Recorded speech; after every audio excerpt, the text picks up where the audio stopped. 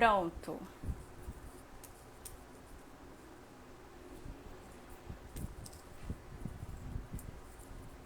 Vamos então retomar aqui a nossa live com a candidata Simone Pereira, candidata à Prefeitura de Teresina.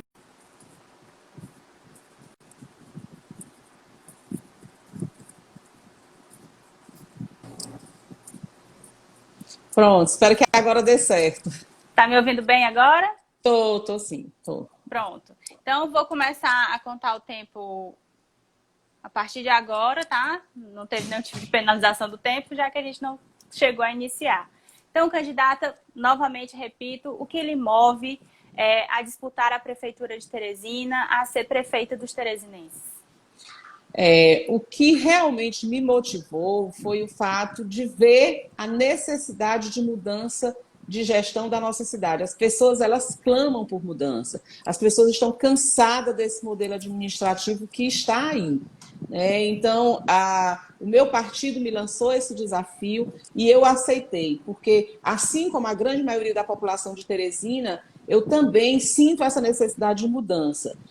A nossa forma de ver a forma de fazer gestão é um pouco diferente do que está aí. Esse novo modelo que a gente pretende implantar em Teresina, até porque a gente vive num país democrático de direito, né? E a democracia, ela é nada mais, nada menos do que a alternância de poder.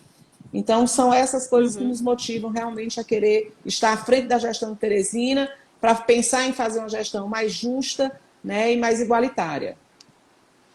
A cidade, o país inteiro e muitos lugares do mundo estão se recuperando de uma pandemia, né, que gerou problemas graves na área da saúde, a morte de pessoas por conta dessa doença, e vai deixar aí, para o próximo ano, o grande desafio também para os gestores é essa retomada plena da economia. Os serviços já voltaram a funcionar, as empresas, mas é preciso soluções para gerar emprego e renda para a população que mais precisa. Quais são as soluções? O que seu plano de governo traz nessa área de geração de emprego e renda? Bom, na verdade, sempre que me questionam sobre isso, eu faço a seguinte colocação. Via de regra, as pessoas falam na atração de investimentos, de grandes investimentos, de trazer grandes indústrias para gerar emprego e renda. Eu costumo dizer o seguinte, que antes da gente pensar em atrair isso, a gente tem que cuidar da infraestrutura do município. É muito difícil uma empresa querer investir, né, uma fábrica, uma indústria, querer investir numa cidade como Teresina com a infraestrutura tão precária. A gente precisa primeiro pensar em preparar a cidade para receber isto. É lógico que a gente pensa em atrair grandes investimentos, mas nesse primeiro momento, o nosso pensamento primeiro é reestruturar o nosso povo, o nosso comerciante, o povo da nossa terra, que está quebrado, né? Então, o comerciante lá da periferia, é o quitandeiro, é aquela mulher que, com sacrifício, ela fez um curso de cabeleireiro e colocou um salão na periferia de Teresina. São os comerciantes das avenidas Miguel Rosa, das avenidas Principal do Disseu, da Rui Barbosa, que estão prejudicados com esses, não só por conta da pandemia, mas também por conta desse sistema de integração, né, que existe em Teresina. Então, antes da gente pensar em qualquer coisa, a gente precisa pensar no nosso povo, na nossa gente, em reerguer a nossa gente. Candidata, a senhora, eu tenho acompanhado. Queria completar mais alguma coisa? Não, era só colocar que dentro do meu plano de governo, né, a gente tem um projeto para ajudar a reestruturação desses pequenos comerciantes, né? A gente tem o projeto de fazer um convênio com as faculdades que oferecem o curso de contabilidade e administração, abrir campos de estágio curricular. Por que o estágio curricular? Porque, primeiro, não vai ter ônus para a prefeitura. Segundo, são as pessoas que já estão na fase final do curso. E aí, essas pessoas, elas teriam como campo de estágio dar esse suporte técnico para o pequeno comerciante, para que ele possa se reerguer, mas se reerguer de uma forma mais segura, né? E, com certeza, nesse processo de recuperação, ele ser maior do que o que ele era e mais sólido do que quando iniciou o processo de pandemia. Uhum. A senhora, eu tenho acompanhado sua agenda, pelo que eu recebo da assessoria, a senhora tem visitado muito as áreas da periferia da cidade de Teresina, né, as áreas mais afastadas do centro da cidade. O que a senhora tem ouvido da população? Quais são as principais demandas dessa população que mora em áreas que eram de invasão, por exemplo, né, que foram invadidas e ali acabaram se tornando vilas e bairros já consolidados? Quais são os principais reclames da população que vive nestes bairros? Não, o que a gente vê é uma Teresina completamente diferente do que tentam mostrar para a gente. A periferia de Teresina tem verdadeiros bolsões de pobreza. Falta tudo que você possa imaginar. Falta, além das questões da infraestrutura, né, do saneamento, falta dignidade para aquelas pessoas. Conhecer a Teresina física é muito fácil. Basta você entrar num carro e percorrer a cidade. Agora, não basta você percorrer, é necessário que você desça, que você converse com as pessoas, que você conheça os problemas de cada rua, de cada bairro, né, de cada região da cidade. Teresina, ela é uma cidade macro, com várias Teresinas inseridas dentro dela. Por exemplo, a Zona Sul. A realidade, por exemplo, do bairro Saci, ela é completamente diferente, por exemplo, do Parque Vitória, do Morro do Cego, da Palitolândia. Né? Então, é uma Teresina com uma diversidade muito grande de necessidades. Né? E o que a gente tem visto é exatamente isso, é a falta de respeito pelas pessoas que moram na periferia dessa cidade. E a gente tem ouvido, e as pessoas, o que é mais triste que eu tenho visto por todas as minhas andanças por Teresina, é a falta de esperança das pessoas, sabe? As pessoas, via de regra, elas olham para mim e dizem assim, esse ano eu não vou votar. Né? E aí eu tento mostrar para as pessoas que, independente delas participarem ou não desse processo eleitoral, no dia 1º de janeiro alguém vai estar assumindo a prefeitura de Teresina. Então, ao invés da pessoa se acomodar pela falta de esperança, ela precisa ser participativa nesse processo. Ela precisa entender que o poder da mudança está dentro dela e dentro da atitude dela. E é essa mensagem que eu tenho tentado levar para as pessoas. Que é possível, sim, se ter um gestor que olhe para as pessoas com mais amor e com mais respeito. É possível, sim, que se tenha um gestor que pense em cuidar da cidade, mas que coloque como prioridade absoluta cuidar das pessoas. Uhum. Dentro ainda dessa questão da periferia, o problema é que as pessoas se reclamam muito, atinge a periferia, atinge a zona leste da cidade, atinge o centro da cidade, que é a violência.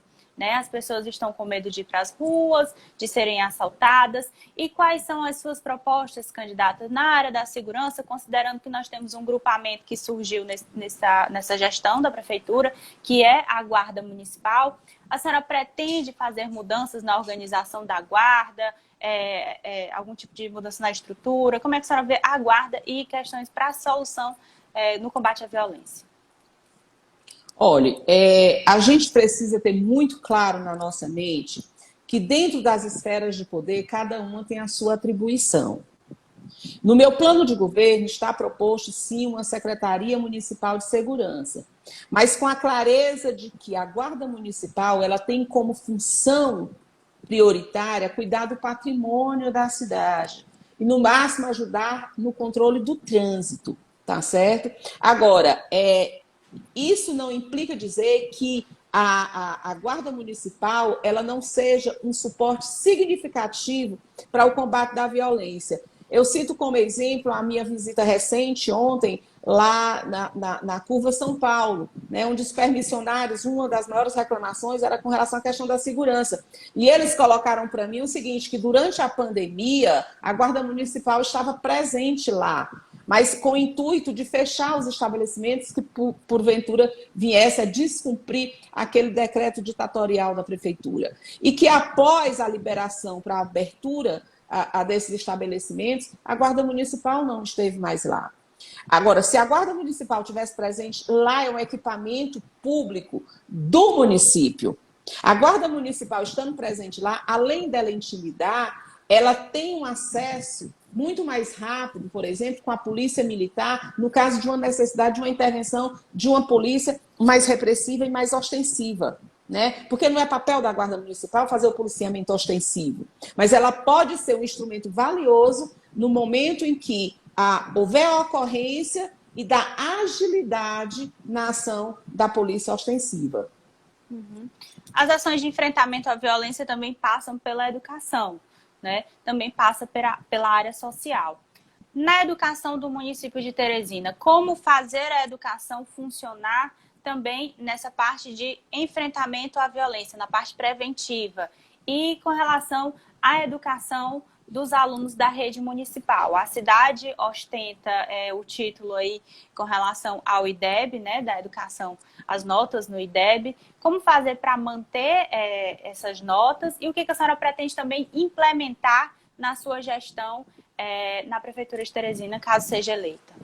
Bom, vamos por parte. Com relação à questão do combate à violência, né, eu sou assistente social por formação, né, e tenho especialização em gestão pública. A minha forma de pensar gestão é um pouco diferente do que está estabelecido aí. Eu não consigo compreender gestão pública sem a articulação das políticas públicas. As políticas, elas sendo implementadas de forma isolada, elas não são eficientes. Falar em combate à violência dentro da atribuição do município é falar de políticas para a juventude, é falar de educação, é falar de capacitação. No meu plano de governo, para você ter uma ideia, a política de juventude ela será desenvolvida pela Senjuve. Lógico, é o órgão competente para isso. Mas, dentro da Fundação UOL Ferraz, terá um segmento das políticas de juventude. Por quê? Porque é na Fundação UOL Ferraz onde a gente pode fazer a capacitação profissional das pessoas e prepará-las para entrar no mercado de trabalho. Dentro da Fundação Monsenhor Chaves também terá um segmento voltado para a política de juventude, porque a cultura está lá, a arte está lá. E a cultura e a arte, elas são imprescindíveis dentro desse processo de tentar resgatar a nossa juventude do mundo da violência e da criminalidade e principalmente da dependência química. Eu não posso deixar de falar de política para a juventude sem me reportar a CEMEL, a secretaria que trabalha o esporte e o lazer. Então, trabalhar com políticas de juventude é educação, é assistência social, é cultura, é capacitação profissional, é esporte, é lazer. Então, essa articulação ela é essencial para que a gente possa ter, de fato, sucesso. Com relação à questão da educação de Teresina, eu não sou leviana para dizer que é ruim. Eu não digo isso, tá? Agora, o que eu digo, o que eu afirmo é que pode ser muito melhor. Basta você ver que as práticas esportivas, elas só são incluídas a partir do 6º ano. O ambiente escolar, ele tem que se tornar atrativo, porque a partir do momento em que o ambiente escolar ele for prazeroso, a gente diminui a evasão escolar, tá certo? Quando você vê a juventude envolvida no mundo da droga e da criminalidade, a gente não pode deixar de afirmar que houve uma falha também na educação infantil. Houve uma incapacidade de manter essa criança no ambiente escolar. Entendeu? Então, a gente precisa entender. As pessoas, elas tentam desvirtuar muito a fala da gente quando eu falo, por exemplo, na educação inclusiva. Teresina precisa avançar muito na educação inclusiva. Né? Por quê? Eu fiz uma colocação no último debate que eu participei que dentro das escolas municipais e que recebem crianças com deficiência, eles colocam, via de regra, um cuidador, um enfermeiro, para cuidar dessa criança. Né? Tentaram desvirtuar a minha fala como se eu estivesse dizendo que o enfermeiro é um profissional desnecessário. Eu nunca afirmei isso. Muito pelo contrário. O enfermeiro é uma profissão extremamente valorosa e que é essencial dentro de uma sociedade. E, inclusive, é uma categoria que precisa ser muito mais valorizada. Mas o que eu falei foi que, se houver necessidade do cuidador, a gente vai ter o cuidador. Se houver necessidade de enfermeiro, a gente vai ter o enfermeiro. Mas o que é de fato imprescindível na escola é um professor que seja capacitado, que esteja preparado para ensinar a criança com deficiência, que entenda da educação inclusiva. Porque uma criança, quando ela vai para o ambiente escolar, ela vai em busca do saber, mesmo com suas limitações. Uhum. Mesmo que ela tenha as limitações dela impostas pela deficiência, seja ela autista, seja ela uma criança com síndrome de Down, seja ela uma criança com dificuldade motora, mas ela está lá para aprender dentro das limitações dela, e é imprescindível que nós tenhamos professores capacitados para receber essa criança com deficiência. Quando eu digo que precisa melhorar, eu falo dessas questões sociais. Eu falo, por exemplo, da necessidade que a gente tem de saber como é que está a vida daquela criança lá dentro do contexto familiar dela. Se essa criança sofre violência doméstica, se essa criança tem um pai dependente químico, se essa criança ela assiste uma mãe sofrer uma violência, porque isso tudo repercute no aproveitamento escolar dela. Então, a gente precisa... Aí eu defendo mais uma vez a questão da articulação das políticas públicas. Dentro da escola tem que ter a educação, sim, tem que ter saúde, tem que ter assistência social, tem que ter assegurado uma rede de proteção social e, acima de tudo, as políticas de garantia de direito sendo de fato implementadas. Olha, eu não entendo como é que uma cidade com quase 1 milhão de habitantes, com tantos problemas que envolve criança e adolescente, a gente tem apenas 4 conselhos tutelares. A gente tem apenas 20 conselheiros tutelares para dar conta de toda a Teresina, onde a gente sabe que tem inúmeras crianças que têm os seus direitos violados, né? Então, isso mostra, por exemplo, a falta de compromisso dessa gestão com as políticas públicas de garantia de direito e as políticas de proteção social. Né? E é isso que eu tenho batido. É importante você cuidar da infraestrutura da cidade? Sem sombra de dúvida. É importante você cuidar da mobilidade urbana? Mas eu não posso colocar nenhum tipo de serviço acima da dignidade humana. A gente precisa ter como meta prioritária cuidar das pessoas, fortalecer as famílias. Uma sociedade ela não pode ser forte com famílias fragilizadas. A gente precisa preparar Teresina para ser uma cidade mais justa e mais igualitária. Certo. Só informando que nós temos 13 minutos de entrevista, tá bom? Daqui para frente. Okay. A senhora falou sobre valorização dos profissionais da saúde agora há pouco também.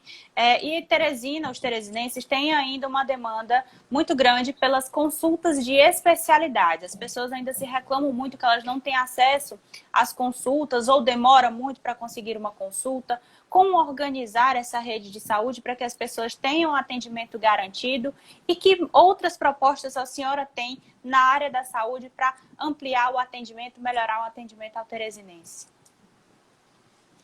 Veja bem, o que eu entendo com relação a isso é que nós precisamos tirar a Teresina do modo analógico e trazer para o modo digital, tá certo? Dentro do meu plano de governo, tem um programa chamado o Corujão da Saúde. Né? O que é isso? A prefeitura ela vai fazer convênio com a rede privada de saúde de Teresina para que, durante o horário noturno, né, a gente possa atender essa demanda repressiva, tá certo? No momento, no horário noturno, a partir das 18 horas, as clínicas particulares, elas estão fechadas, né? Elas não faturam. Então, é exatamente esse horário, dentro de um pacote que a gente faz, né, conveniado com essa rede privada, que a gente vai conseguir zerar essa demanda. Então, a gente vai ter o Corujão da Saúde, onde a gente vai encaminhar a população que precisa fazer os seus exames para a rede particular durante o horário da noite. A gente vai fazer isso de forma intensiva para que a gente possa zerar essa demanda. A outra coisa que a gente pretende fazer A primeira consulta, ela deve ser presencial, porque o médico precisa fazer o exame físico do paciente. Mas, dependendo das situações, esse paciente ele não precisa voltar à presença do médico. Ele faz o exame, através de um aplicativo, ele encaminha o resultado desse exame para o médico e o médico passa a medicação através desse mesmo aplicativo. Isso vai dar celeridade, tá certo? A não ser que o médico ache que seja imprescindível o retorno físico do paciente, aí não. Quem vai determinar isso é o profissional de saúde. Mas a grande maioria das situações, a gente sabe que não há necessidade do retorno físico. Então, a gente vai criar esse aplicativo para que o paciente ele só retorne à presença do médico se realmente for uma situação onde o médico determine que haja, de fato, essa necessidade. Então, a gente tem esses programas, porque a gente precisa zerar essa demanda reprimida. A gente precisa entender que uma pessoa, quando ela precisa de um atendimento de saúde, em algumas situações, ela precisa de urgência, precisa de agilidade, para que não possa comprometer a sua vida. Existem situações em que há um comprometimento da vida humana por conta dessa demora, né? Então, a gente precisa criar mecanismos para agilizar. E é por isso que eu digo, a gente precisa tirar a Teresina do modo analógico e trazer para o modo digital, para poder dar celeridade aos programas, seja ela de saúde, de educação, de assistência. Uhum. Teresina ainda tem uma demanda por habitação, né? Muitas pessoas ainda precisam ter acesso à casa própria. A gente viu recentemente, até mesmo ali na região sudeste, pessoas que foram expulsas de terrenos à bala, né?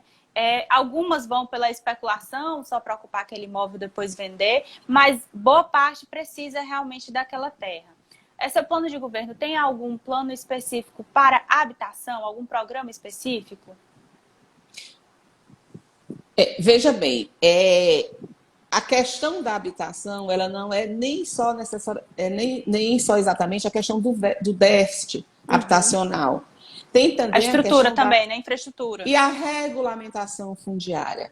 Tem pessoas que têm o seu imóvel, mas que não podem vender ou se desfazer daquele imóvel porque ela não tem a regulamentação fundiária. Então, isso também é urgente para que se resolva essa questão da regulamentação fundiária. E esse déficit habitacional, é necessário que se pense um programa social onde os mutirões, eles dão um resultado muito grande, né? Então, eu acredito que uma política pública eficiente, ela tem que envolver a sociedade tem que ser participativa, né? Não é só dar a casa, mas fazer com que o beneficiário ele participe daquele processo, né? Então, a questão do mutirão, para mim, é imprescindível, porque, além de dar celeridade, né, diminui o custo e faz com que a sociedade esteja envolvida dentro desse projeto. Eu acho que Teresina precisa ser construída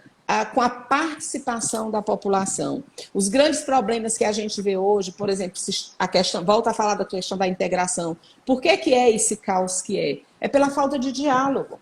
É porque o poder público ele não chama a sociedade para conversar. Ora, se eu não uso o transporte coletivo, eu preciso ouvir quem usa para saber de fato qual é a sua demanda. Tá certo? Então, é essa questão da participação da população em todo e qualquer projeto que você vai fazer. A gente tem que dialogar. E isso também é com relação à questão da habitação, né? A gente não pode passar vistas grossas, por exemplo, nos processos de ocupação. O governo tem que estar presente. O governo hoje ele só vai intervir quando isso já se tornou um problema social muito grave, né? Permite a ocupação e depois, quando as famílias estão instaladas, e aí vem uma ordem judicial para retirada, aí é que o poder público vem intervir, né? O poder público ele tem que intervir no primeiro momento, seja criando mecanismo para que possa a pessoa permanecer no espaço de ocupação ou não, ou dando alternativas, tá certo? Então, a gente precisa entender que essas questões elas são graves e as coisas elas acontecem muito por conta da negligência e da falta de compromisso por parte do poder público. 6 minutos. A senhora falou aí integração. É um processo que a Prefeitura de Teresina está implantando ainda, ele ainda não finalizou o 100%, que é o Integra, e que gera muita discussão. Pessoas aprovam, pessoas reprovam. O que fazer, então, para melhorar a mobilidade urbana do teresinense, não só no transporte coletivo, mas em outros tipos de transporte? Olha, veja bem, eu não entendo mobilidade urbana apenas envolvendo a questão da integração. Mobilidade urbana vai muito além disso. Dentro do meu plano de governo, por exemplo, tem um programa que quando você fala de asfaltamento, né, você tem que estabelecer algumas prioridades. Por exemplo, eu vou asfaltar um determinado bairro. Qual é a minha prioridade? É fazer um levantamento de quantas pessoas com deficiência tem naquela região, quantos idosos, e a gente tem que começar exatamente pelas ruas onde essas pessoas estão, porque isso também é mobilidade urbana. Rampar as calçadas também é mobilidade urbana, porque não adianta eu asfaltar a rua e o cadeirante ele não ter condição de subir uma calçada.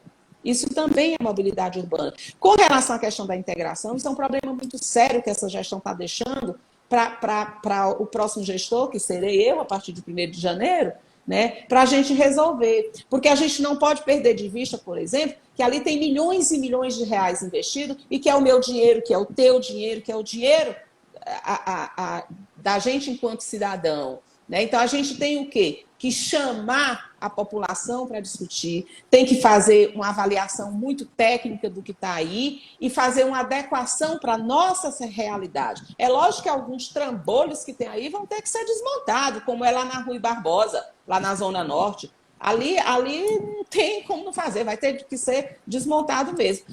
Agora, outros não, a gente vai rever, né, e ver como a gente aproveita esses equipamentos públicos para que a gente respeite o dinheiro alheio, mas também respeite a dignidade humana. Há um excesso também de veículos aqui na cidade, não é, candidata? Não é só aqui na cidade de Teresina, mas a gente vê que o número de veículos aumenta a cada ano. A senhora pretende fazer algum tipo de regulamentação para a questão do tráfego de veículos, rodízio ou bloqueio de algumas áreas como o centro? O que a senhora pensa com relação a esse controle do tráfego de veículos na cidade? Olha, Teresina é uma cidade que cresce dia a dia, né? E esse crescimento físico, ele requer algumas ações que tenham resultados de fato. É necessário, por exemplo, a questão dos viadutos, das vias que possam facilitar o trânsito, tá certo? A questão do rodízio, eu não sei se seria exatamente necessário ainda no porte que a gente tem. O que falta, de fato, as vias alternativas serem usadas, né, pela população, mas isso requer o quê? Uma educação, uma orientação para a população. Né? Eu acho que o controle do tráfego dentro de Teresina, ele ainda é possível de uma forma diferente do que é feito em São Paulo. Tá?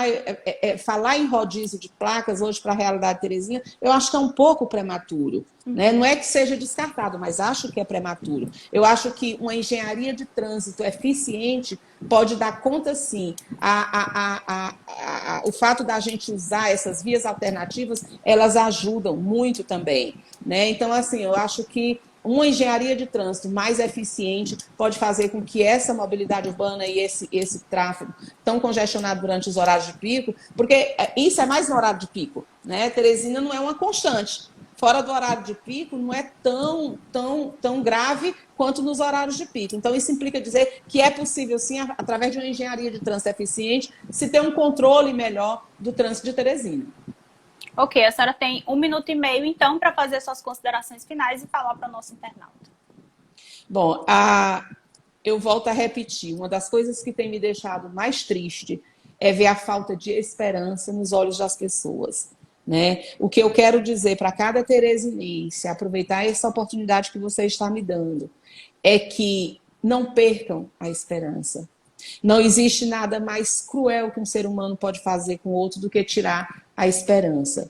Acreditem que existem pessoas que são comprometidas sim, que estão dispostas a fazer uma gestão com mais respeito e com mais amor por cada homem e cada mulher dessa cidade. Eu me proponho a isso. O fato de eu ser mulher me faz diferente, porque eu tenho uma ótica feminina. A ótica feminina, ela tem mais sensibilidade, ela tem um espírito protetor, a gente tem a vontade de cuidar diferenciado. O fato de eu ser assistente social também, o fato de eu morar na periferia de Teresina também me faz mais próximo da população, e eu sei exatamente, não por ouvir falar, mas por eu presenciar a necessidade de cada pessoa. Então, Teresina, voltem a ter esperança, entendam que o poder da mudança está dentro de você. Você pode mais do que o poder econômico e do que o poder político. Junte-se a nós, dia 15 de novembro. Vote no 55, para que nós possamos ter a primeira mulher prefeita dessa cidade e uma gestão mais justa, mais igualitária, com a ótica de amor e respeito por você. Justo no tempo. Candidata, quero lhe agradecer outra vez por ter participado aqui da nossa entrevista, tá bom? Por ter se disponibilizado a conversar com os internautas do 180 graus. Você só pode se despedir aí e dar boa noite. Eu que agradeço a oportunidade, eu não tenho dúvida, à medida que Teresina vai me conhecendo, Teresina vai se juntando a nós, porque Teresina também quer ter uma vida mais digna. Muito obrigada, senhora. Muito obrigada, internauta do 180 graus, que nos acompanhou até o final dessa live. Boa noite e segunda-feira tem mais entrevista. Tchau. Boa noite, muito obrigada.